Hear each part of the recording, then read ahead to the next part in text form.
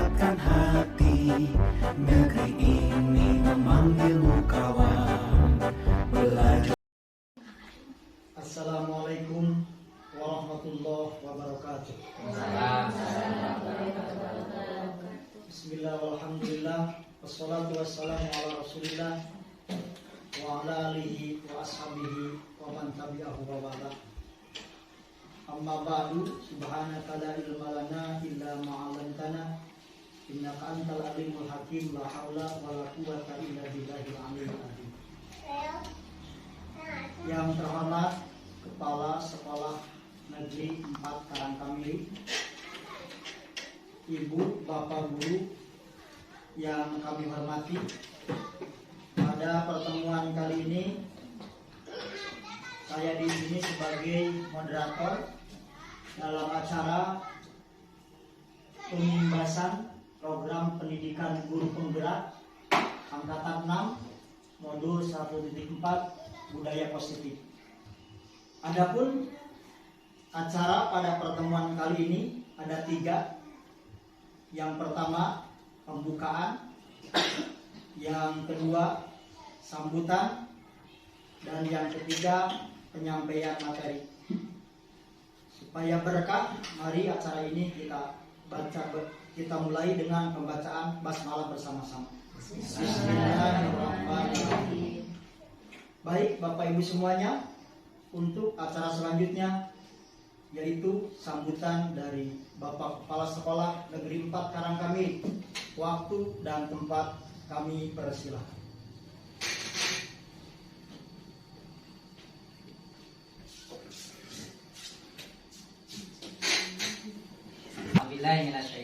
Bismillahirrahmanirrahim.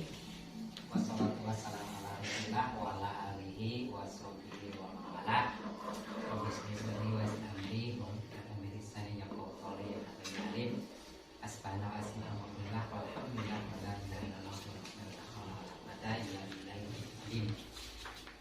Yang kami hormati Bapak Ibu guru, baik yang personal SD 4 Karangkamiri dan Bapak Ibu guru yang ikut kegiatan ini dari SD 3 Karangkamiri dan SD 4 Karangkamiri yang saya hormati.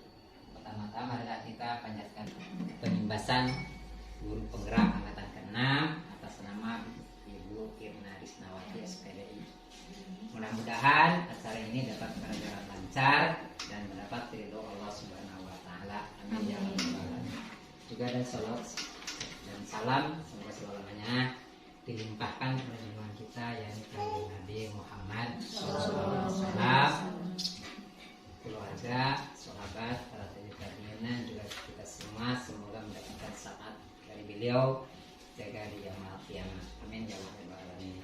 Bapak Ibu yang saya hormati, mungkin acara ini sebenarnya telah direncanakan dengan seksama oleh Ibu Erni Risnawati untuk memenuhi salah satu tugas kegiatan salah satu wakil guru penggerak dari Kecamatan Lancar yang jumlahnya mungkin lebih dari berapa Bu? Berapa orang kita akan mencari 6 orang. Dan beliau salah satu dari 6 orang yang masuk dalam kegiatan acara. Mudah-mudahan yang lain menjadi motivasi untuk ikut kegiatan guru penggerak. Selanjutnya saya sebagai kepala SD 4 Karangkamiri dalam hal ini mengisi sambutan pada kegiatan program pengimbasan. Mungkin pertama mengucapkan syukur alhamdulillah, mudah-mudahan dengan kegiatan pengimbasan guru penggerak ini menjadi dampak positif khususnya kepada beliau sendiri yang menjalani kegiatan guru penggerak dan juga kepada kita semua sebagai guru yang lain yang mengikuti pengimbasan ini.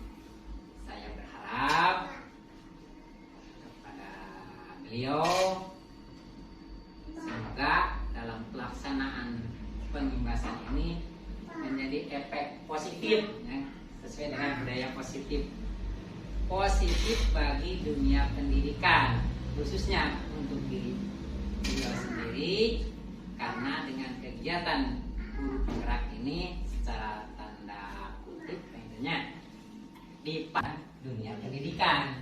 Jadi secara tanda kutip tidak dipaksa, tapi dalam arti dipaksa di sini adalah dalam kegiatan positif, sehingga beliau karena pendidikan itu berjalan terus, istilahnya berkembang, apalagi dalam dunia sekarang tidak seperti dari dulu. Anak-anak juga sudah mengetahui tentang internet, tentang istilah online, tentang istilah offline, sehingga kita sebagai guru tidak boleh ketinggalan informasi dari siswa.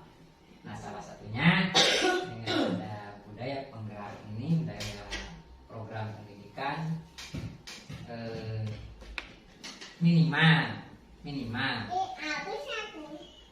secara khusus bisa meningkatkan pendidikan di sekolah ini SD 4 Karangkamiri khususnya, atau secara umumnya minimal lagi bisa berkembang dalam satu gugus, lebih jauhnya dalam kecamatan, lebih jauhnya lagi dalam kabupaten. Dalam hal ini Kabupaten Riau, selain sebagai tugas sebagai guru pendidik di SD 4 Karangkamiri, bila seorang wanita mungkin perannya banyak. Satu, sebagai ibu rumah tangga, sebagai ibu dari anak-anak beliau, dan sebagai guru pendidik di sekolah. Guru penggerak sangat menumpuk, tidak mengenal waktu kalau melihat saya. Ya punya waktunya ada waktu di sekolah, waktu di rumah, waktu malam hari. Walaupun sebenarnya tugas kita mengatur waktu. Untuk yang dampak negatifnya mungkin kuranglah sampai saat ini tidak ada keluhan dari Ibu Erni dengan adanya kegiatan guru penggerak. Walaupun kelihatannya capek, kelihatannya lelah, kelihatannya sangat mungkin menjadi beban, khususnya diberi kesehatan, diberi kekuatan, yang terutama diberi kesabaran yang besar. Beliau sebagai pendidik dan juga sebagai ibu dari anak-anaknya yang masih kecil. Khusus beliau semoga tetap dalam lindungan Allah Subhanahu wa taala. Umumnya bagi kita juga semua menjadi yang diridhoi dan dilindungi oleh Allah Subhanahu wa taala setiap waktu. Terima kasih. Mohon maaf atas segala kesalahan. Yang benar dari Allah, yang salah adalah kesalahan dari saya sendiri. Tutup dengan billahi wal hidayah. Assalamualaikum warahmatullahi wabarakatuh. Waktu saya memberikan pada pembaca.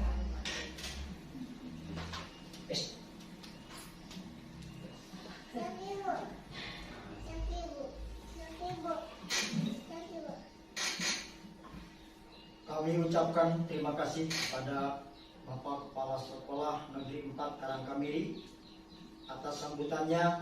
Semoga bermanfaat untuk kita semua. Amin ya Allah ya Rabbal alamin.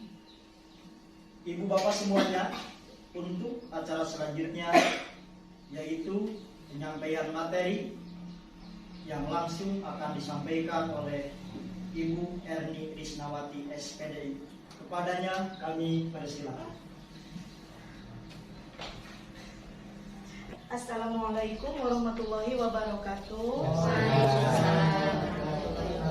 Terima kasih kepada moderator yang telah memberikan waktunya kepada saya, memberikan kesempatan untuk menyampaikan materi tentang pengibasan program guru penggerak angkatan 6 di Kabupaten Pangandaran, modul 1.4 tentang menciptakan budaya positif di sekolah. Sebelumnya saya ucapkan terima kasih kepada Bapak Kepala Sekolah dan rekan-rekan guru semua yang telah menyempatkan waktunya untuk berada di sini mengikuti salah satu kegiatan tugas dari calon guru penggerak ini dalam aksi nyata modul 1.4. Beribu terima kasih saya sampaikan, semoga pengorbanan Bapak Ibu semua dibalas oleh Allah Subhanahu wa taala. Dalam kesempatan kali ini saya akan menyampaikan tentang materi menciptakan budaya positif di sekolah. Saya juga di sini masih belajar ya Bapak Ibu, kita semua di sini sharing. Saya akan menyampaikan apa yang sudah saya dapatkan dalam mengikuti program pendidikan guru penggerak ini. Dan kata yang berikutnya. Pengimbasan program guru penggerak dalam modul 1.4 budaya positif ini, alur kegiatan yang pertama pembukaan, mungkin tadi, kemudian penyampaian materi, tanya jawab, dan terakhir refleksi kegiatan. Mohon izin, ini komitmen belajarnya. Yang pertama, hadir seutuhnya dalam kegiatan. Yang kedua, menghargai waktu bersama. Yang ketiga, membuat catatan apabila ada yang memang dianggap penting. Kemudian mengacungkan tangan apabila ada yang ingin ditanyakan. Tenangkan hati dan pikiran. 4. Yang pertama yaitu tentang teori disiplin positif dan nilai-nilai kebajikan universal. Kemudian motivasi perilaku manusia, yaitu tentang hukuman dan penghargaan. Kemudian kebutuhan dasar manusia, posisi kontrol restitusi, keyakinan kelas atau sekolah, dan yang terakhir segitiga restitusi. Yang pertama yang akan kita pelajari disiplin positif dan nilai-nilai kebajikan universal. Nah, sekarang dalam kita kepalkan salah satu tangan. Nah, coba Anda bayangkan bahwa Anda menyimpan sesuatu di dalam kepalan tangan ini. Nah, kemudian Anda perlu menjaga benda tersebut sekuat tenaga karena benda yang kita kepal ini dianggap sangat penting dalam kehidupan kita, ya. Nah, kemudian tugas B, misalkan sekarang ini ada 10 orang, 5 orang mengepal tangan, berperan sebagai yang A, 5 orang lagi berperan sebagai tugas yang B. Apa tugas yang B? Tugas yang B mencoba dengan segala cara untuk membuka kepalan tangan yang tadi. Ya, bagaimana caranya supaya kepalan tangan tersebut bisa terbuka? Bisa dengan membujuk, menghardik, mengintimidasi, memarahi, menggoda. Pokoknya bagaimana caranya supaya tangan tersebut terbuka, ya.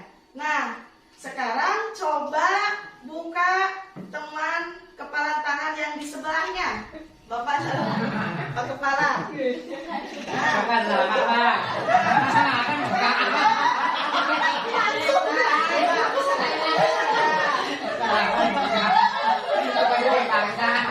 Masing-masing 30 detik.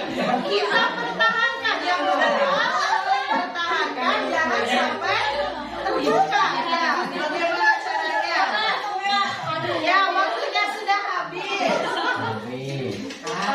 Nah, pertanyaannya, apakah Anda yang tadi berperan sebagai A membuka kepalan tangan Anda? Siapa tadi yang membuka?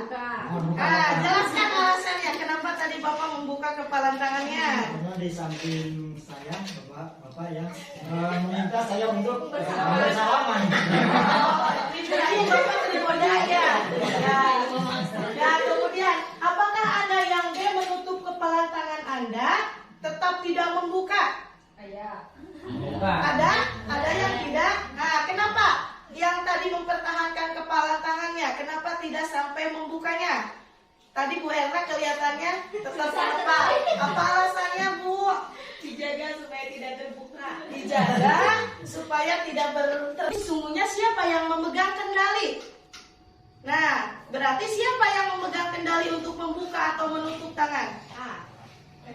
Berarti diri kita sendiri. Iya, mau kita membuka atau menutup tergantung bagaimana kontrol atau kendali pada diri masing-masing. Perubahan paradigma. Bagaimana seseorang bisa berubah daripada paradigma stimulus atau respon kepada pendekatan teori kontrol? Nah, seperti yang dikatakan Stephen Covey, bila kita ingin membuat kemajuan perlahan, sedikit-sedikit, ubahlah sikap atau perilaku Anda.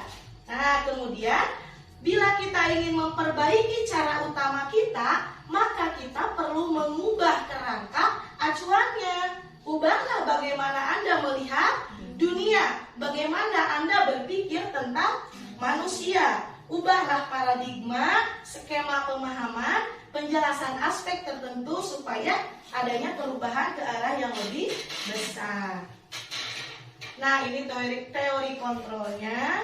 Si guru mengontrol murid. Pada dasarnya, guru tidak dapat memaksa murid untuk berbuat sesuatu jikalau murid tersebut memilih untuk tidak melakukannya. Jadi misalkan ada anak yang memang paksa juga, dia tidak akan bisa melakukannya karena kontrolnya ada pada dirinya. Iya, kita sebagai guru hanya bisa mengarahkan, menuntun dan mengarahkan supaya mereka bisa berbuat positif. Kita berupaya untuk menciptakan budaya positif tersebut. Nah, kemudian ilusi bahwa kritik membuat orang merasa bersalah dapat menguatkan karakter. Jadi kalau anak-anak misalkan berbuat salah, kita jangan terpancing emosi. Biasanya kalau ada anak berbuat salah, kita keburu terpancing emosi. Kita memarahi anak tersebut. Nah, mulai dari sekarang tinggalkan hal itu karena itu salah. Apa yang harus kita lakukan? Kita harus bisa menyadarkan anak tersebut bahwa yang dia lakukan salah. Mereka harus merasa bersalah supaya perubahan yang dia lakukan berdasarkan kontrol dari dirinya, tidak ada paksaan dari orang lain, dari kita sebagai guru. Nah, ini tentang perubahan pada paradigma, stimulus, dan respon. Realita kebutuhan kita sama, tapi pada kenyataannya realita kebutuhan kita berbeda. Semua orang melihat hal yang sama, tetapi setiap orang memiliki gambaran yang berbeda. Sampai yang terakhir, model berpikir menang atau kalah, model berpikir menang. Jadi harus selalu berpikir bahwa kita bisa, kita akan mampu selama kita berusaha. Apa makna disiplin? Nah, berasal dari bahasa Latin, disiplin artinya belajar. Makna asal kata ini berkonotasi dengan disiplin dari murid-murid. Disiplin membuat orang menggali potensinya menuju sebuah tujuan yang ingin dicapai, apa yang ia hargai. Namun dalam budaya kita, makna kata disiplin itu telah berubah menjadi sesuatu yang dilakukan oleh seseorang kepada orang lain sebagai bentuk kepatuhan. Apabila anak atau orang sudah sebagai pendidik, tujuan kita adalah menciptakan anak-anak yang memiliki disiplin diri sehingga mereka bisa berperilaku dan mengacu pada nilai-nilai kebajikan universal dan memiliki motivasi intrinsik maupun ekstrinsik. Nah, apa saja nilai-nilai kebajikan universal itu? Nilai kebajikan universal merupakan sifat positif pada manusia yang merupakan tujuan mulia yang ingin dicapai oleh setiap individu. Yang sekarang sedang digembor-gemborkan yaitu profil pelajar Pancasila. Sudah tahu kan Pak Bu, yang pertama beriman dan bertakwa kepada Tuhan Yang Maha Esa dan berakhlak mulia. Yang kedua mandiri. Yang ketiga berakhlak kritis. Yang keempat berkebinekaan global. Dan lima bergotong royong. Dan yang keenam kreatif. Nah, ini nilai-nilai kebajikan universal yang menjadi tujuan yang ingin dicapai individu atau yang ingin dicapai oleh murid-murid kita. Rasa hormat, integritas, mandiri, dan banyak yang lainnya. Nilai-nilai ini harus kita tanamkan supaya murid-murid kita memiliki nilai-nilai kebajikan universal ini.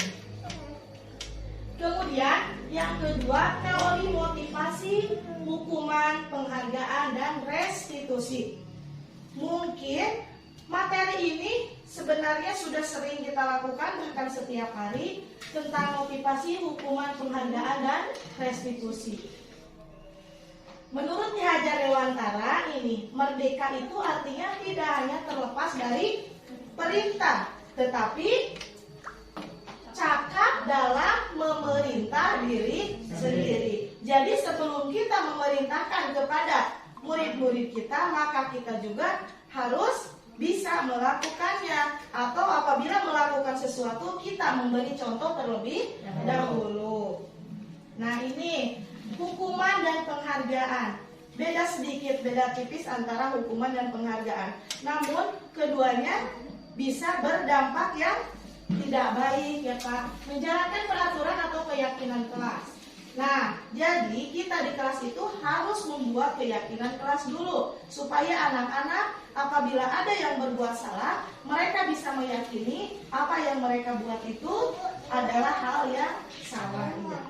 Pelanggaran. Nah, setelah adanya pelanggaran yang dibuat anak tersebut, maka ada 3 dampak dari pelanggaran tersebut.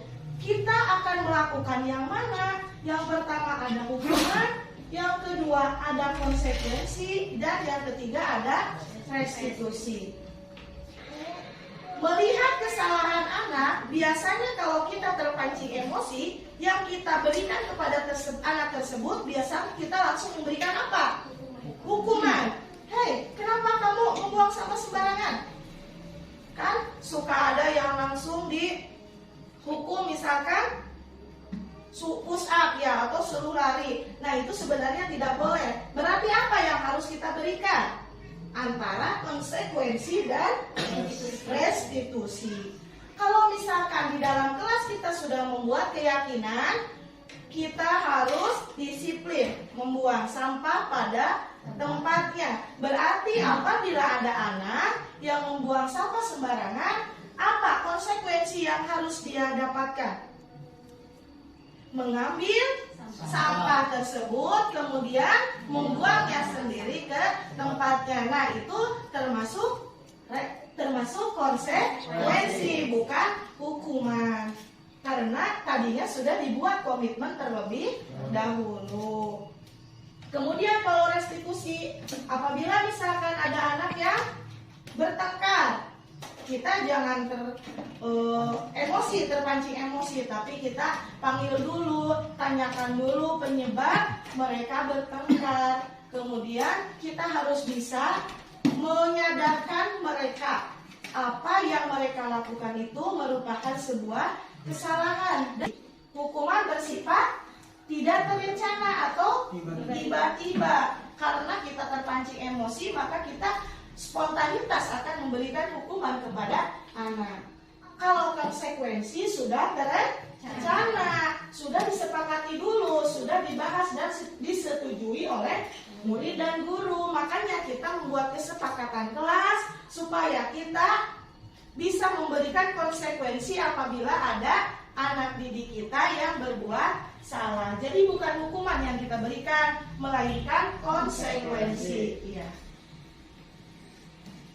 Nah, kalau ini lari mengelilingi lapangan basket 2 kali, terlambat rajin di sekolah, berarti itu mah termasuk hukuman, iya, karena tidak direncana, iya. Nah, kemudian membersihkan coretan yang dibuat murid di meja tulis, konsekuensi. Lari mengelilingi lapangan basket 2 kali karena terlambat 10 menit untuk pelajaran PJOK. Konsekuensi karena itu dalam pelajaran PJOK. Berdiri di depan kelas sambil mengangkat 1 kaki karena tidak bisa menjawab pertanyaan guru. Hukuman. Murid diminta bertelanjang kaki. Jadi maksud bertelanjang kaki tidak menggunakan kaos kaki dan sepatu. Tidak, karena tidak menggunakan sepatu warna hitam sesuai peraturan sekolah. Hukuman, ya, karena tidak seharusnya. Iya. Kehilangan 10 menit jam istirahat untuk pengerjaan tugas karena terlambat datang selama 10 menit itu termasuk konsekuensi karena ada waktunya ya istirahat itu. Nah, ini pengaruhnya dihukum oleh penghargaan. Makanya kenapa kita tidak boleh memberikan penghargaan yang berupa benda kepada murid, karena penghargaan itu dianggap tidak efektif. Suatu penghargaan, suatu benda atau peristiwa yang diinginkan, yang dibuat dengan persyaratan. Karena kalau misalkan anak tersebut tidak lagi mencapai apa yang diinginkan, maka dia akan merasa kecewa, tidak akan lagi bekerja atau belajar yang seperti itu, seperti yang sudah kita berikan penghargaan. Kemudian penghargaan merusak hubungan. Ketika seorang diberi penghargaan atau dipuji di depan banyak orang, maka yang lain akan merasa iri. Sok aya anu janten namanya umumannya. Nah, penghargaan menciptakan persaingan di dalam kelas. Jadi kalau misalkan guru itu sudah keluar, yang tadi diberi penghargaan oleh guru biasanya suka dibully oleh teman yang lainnya. Iya. Penghargaan juga mengurangi ketepatan. Penghargaan menurunkan kualitas. Kalau misalkan tidak ada lagi penghargaan dari guru, maka kualitas belajar anak tersebut bisa jadi menurun karena berharap akan mendapat penghargaan lagi. Nah, penghargaan mematikan kreativitas. Nah, dalam tugas memecahkan masalah, misalkan seorang murid memakan waktu lebih lama dalam memberikan jalan keluar, mereka menjadi kurang kreatif. Kemudian penghargaan juga menghukum. Kenapa disebut menghukum? Karena jika suatu penghargaan diharapkan, kita berharap, namun Anda tidak mendapatkannya, maka kita akan merasa kita dihukum. Kita akan merasa kecewa, sedih. Itu berarti merupakan suatu hukuman untuk diri sendiri karena tidak bisa mendapatkannya. Nah, motivasi dari dalam diri atau disebut dengan intrinsik. Saat seorang anak belajar untuk pertama kali menggabungkan huruf, suku kata, kemudian menjadi kalimat, maka dia sudah merasa sangat senang atas kemampuan yang dia miliki, yang dia capai. Dia akan merasa sangat senang. Itu merupakan salah satu motivasi dari dalam diri. Lihat ini, apa yang akan Anda lakukan apabila dalam sebuah acara pesta ulang tahun teman Anda memecahkan gelas? Apakah Anda akan membiarkan dia membayar harga gelas yang dipecahkannya? Kira-kira bagaimana? Harus menggantinya atau harus membersihkan bekas pecahan gelas tersebut?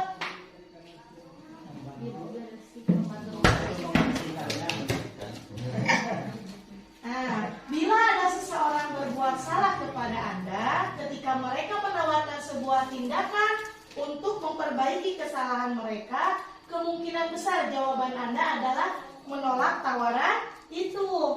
Kita akan bilang tidak usah, kemudian tidak apa-apa, sudah tidak apa-apa, lupakan saja, itu hanya sebuah gelas misalkannya.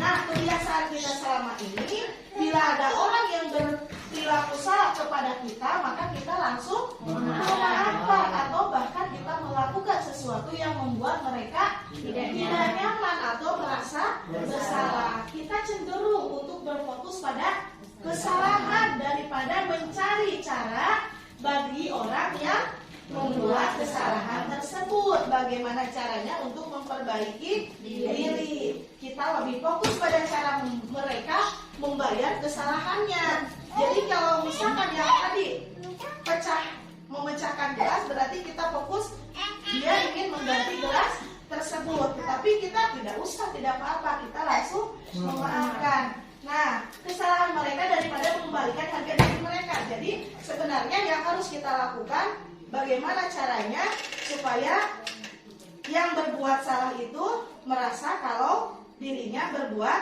salah. Jangan terburu-buru hanya untuk mengganti apa yang sudah kesalahan yang dia lakukan, ya. Nah, ini kita sebagai seorang guru, ketika murid melakukan kesalahan, tindakan mana yang akan Anda lakukan? Kalimat mana yang akan kita gunakan apabila ada murid yang melakukan kesalahan?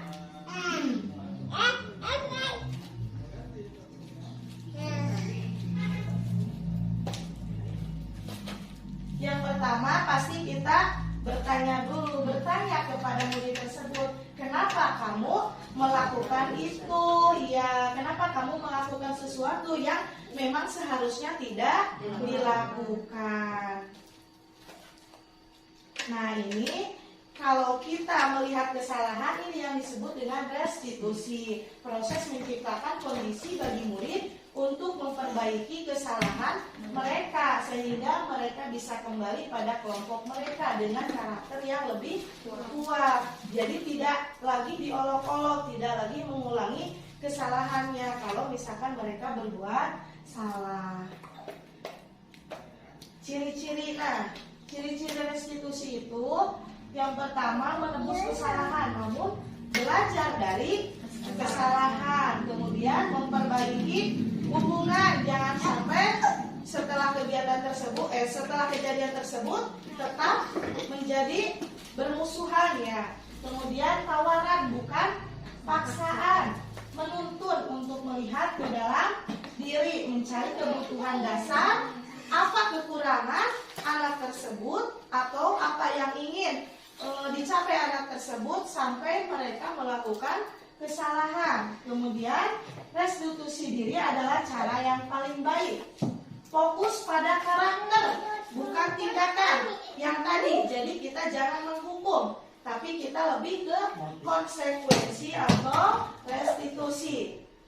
Kemudian menguatkan, fokus pada solusi. Jadi bukan kita terus mengucik-ucik, menggali kesalahan anak tersebut, tetapi kita mencari solusi supaya anak tersebut tidak mengulangi kesalahannya lagi. Kemudian mengembalikan murid yang berbuat salah kepada kelompok.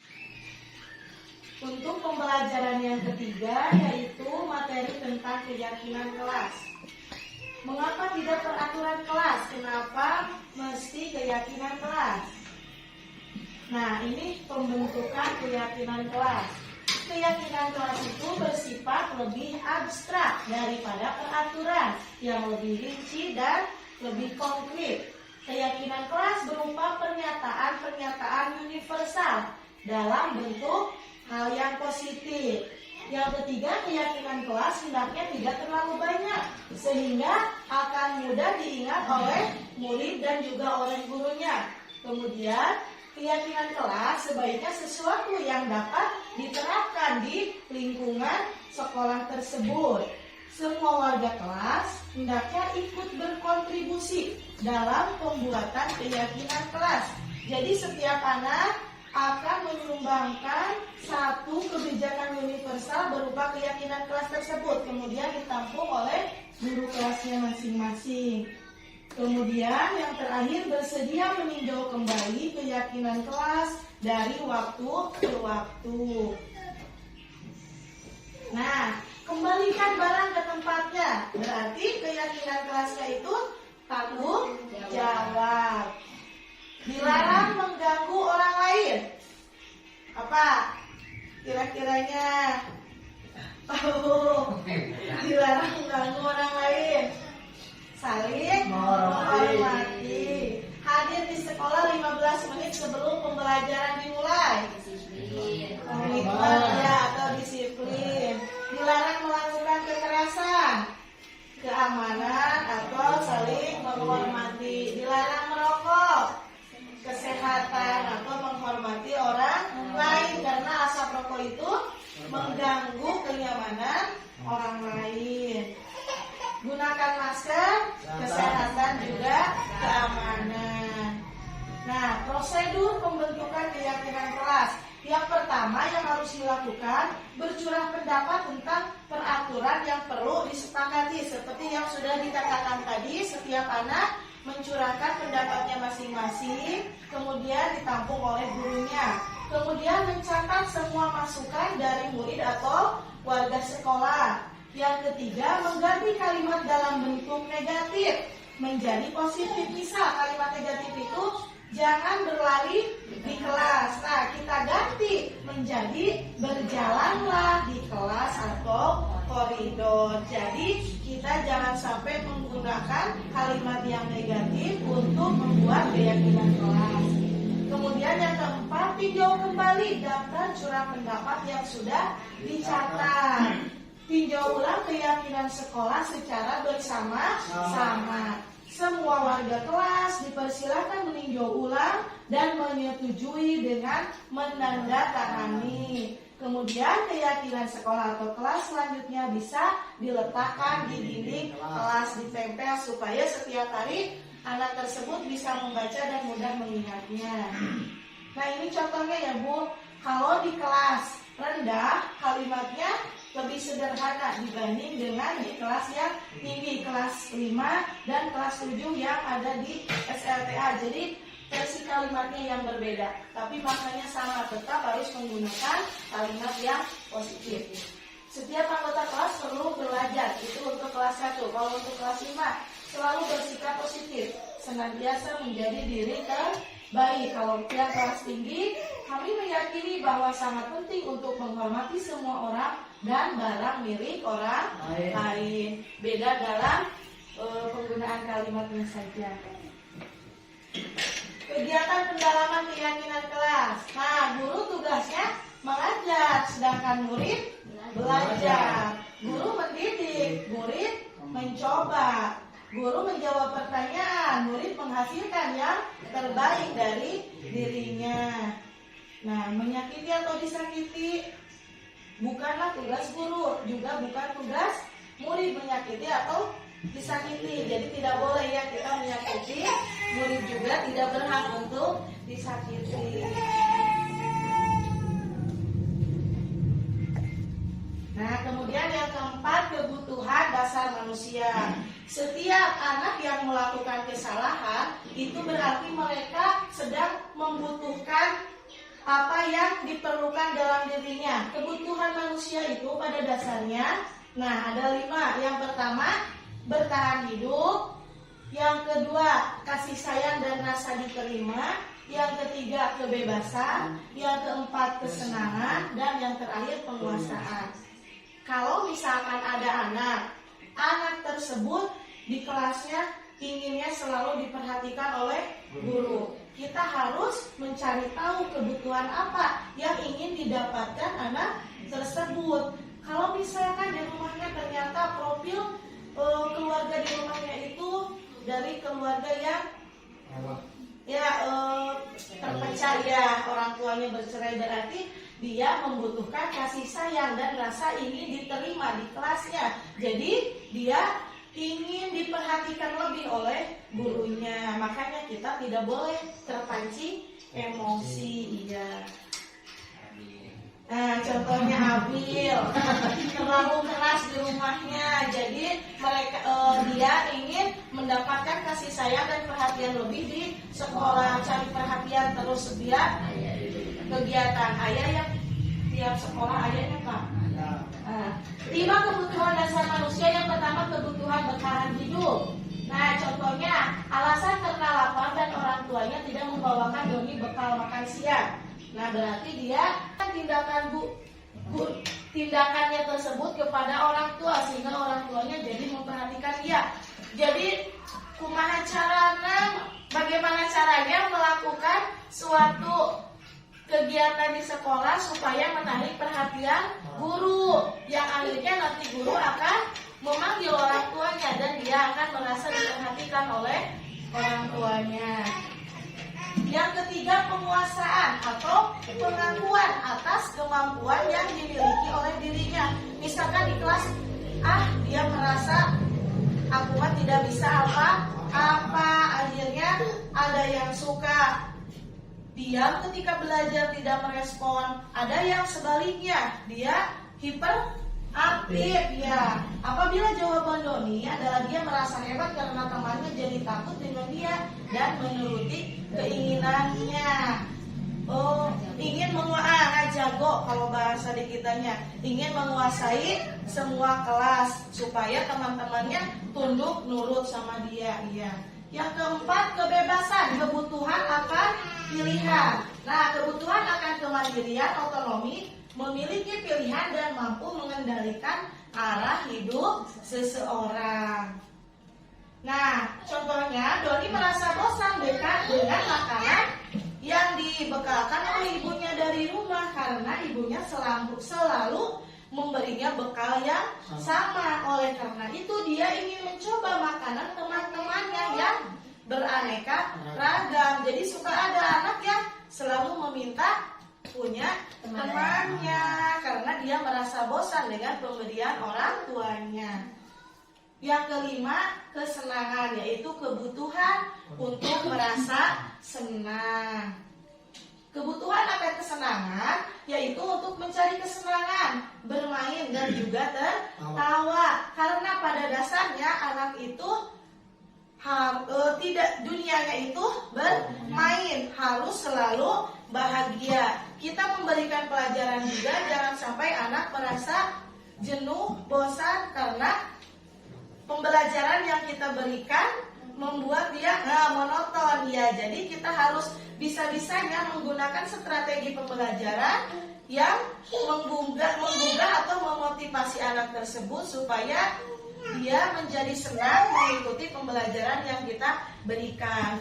Kita misalkan dengan nyanyian atau dengan permainan-permainan.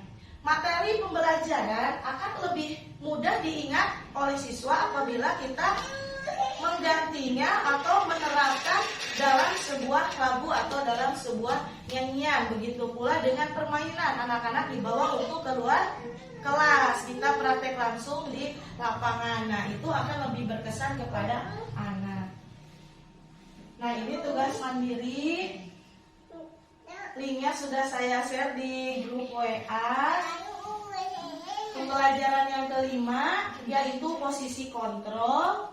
Nah, ini merupakan 5 posisi kontrol yang dimiliki oleh guru. Peran guru itu ada 5. Yang pertama, posisi kontrol sebagai penghukum. Yang kedua, pembuat rasa bersalah. Yang ketiga, teman. Yang keempat, pemantau. Dan yang terakhir, manajer. Tapi ini bukan berarti tingkatan. Hanya saja ini posisi bagaimana kita dalam menyikapi anak yang berbuat kesalahan. Bagaimana seorang guru menjadi posisi sebagai penghukum?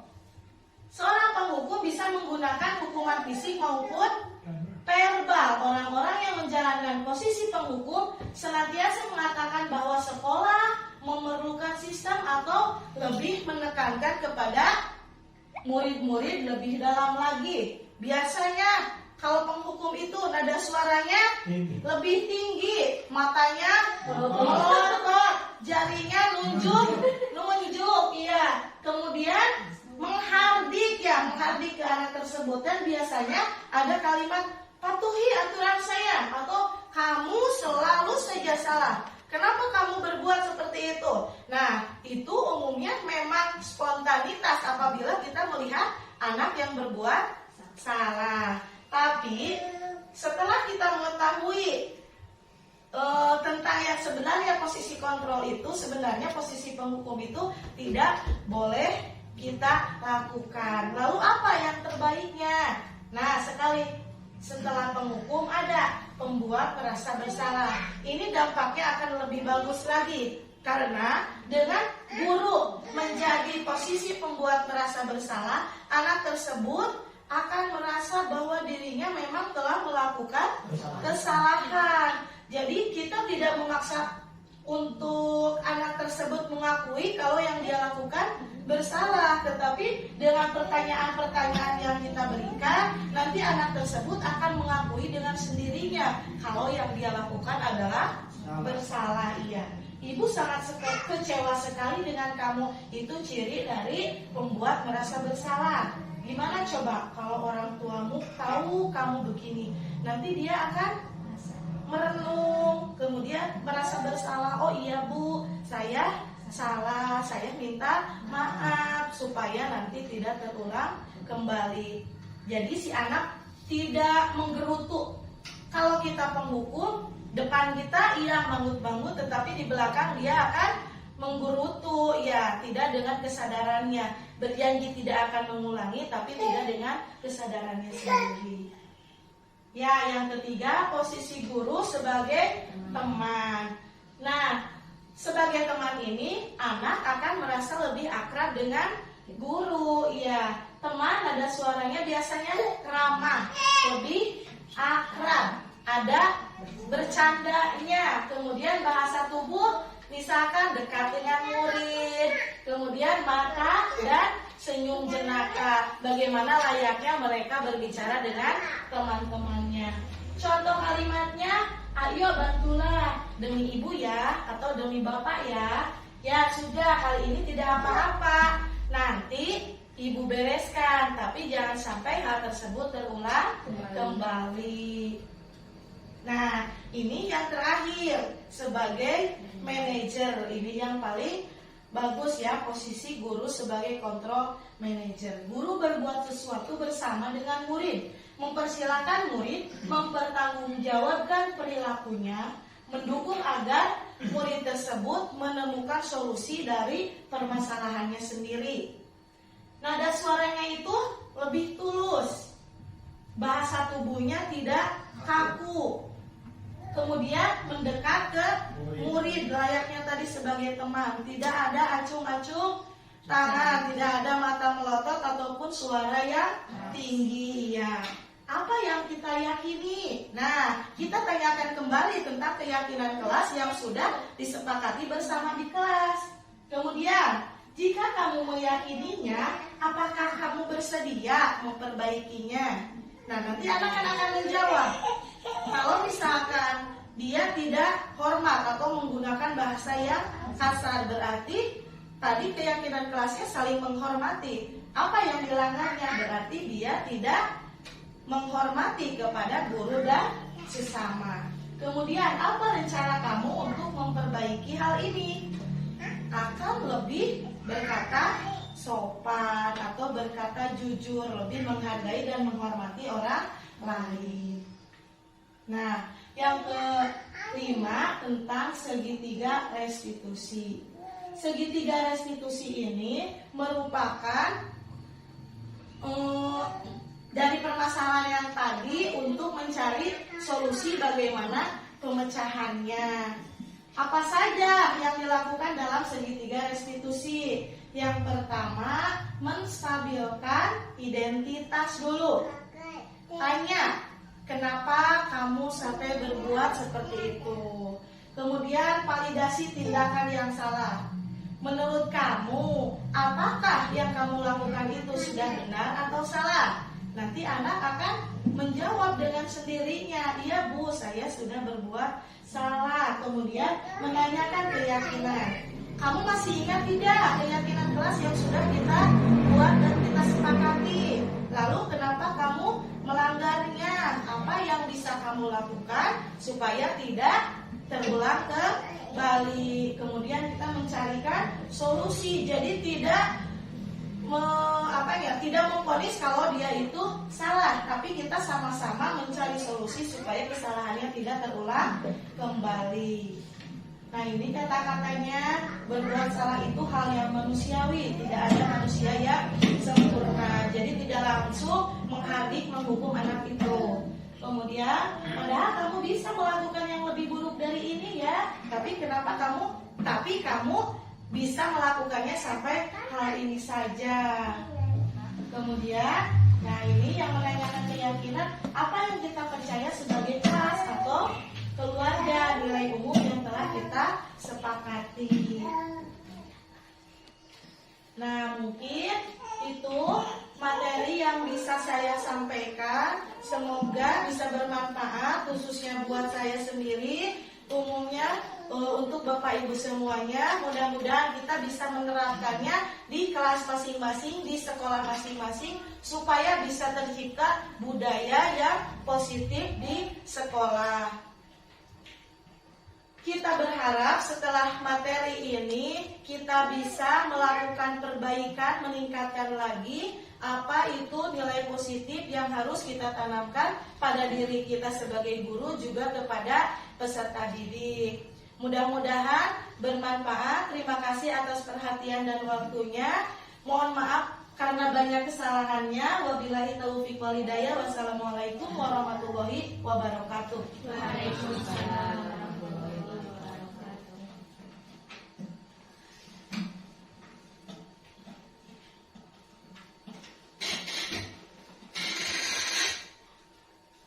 Kami ucapkan terima kasih kepada Ibu Erni Rismawati SPDI yang telah menyampaikan materinya. Semoga bermanfaat untuk kita semua dan diimplementasikan di setiap sekolah kita masing-masing. Amin ya Allah ya Rabbal alamin. Alhamdulillah acara dari awal sampai akhir berjalan dengan lancar. Tadi kita dimulai dengan membaca basmalah, kita akhiri acara ini dengan membaca hamdalah bersama-sama. Alhamdulillah. Amin. Saya sebagai moderator, terima kasih atas segala perhatiannya. Mohon maaf atas segala kekurangannya. Wassalamualaikum warahmatullahi wabarakatuh.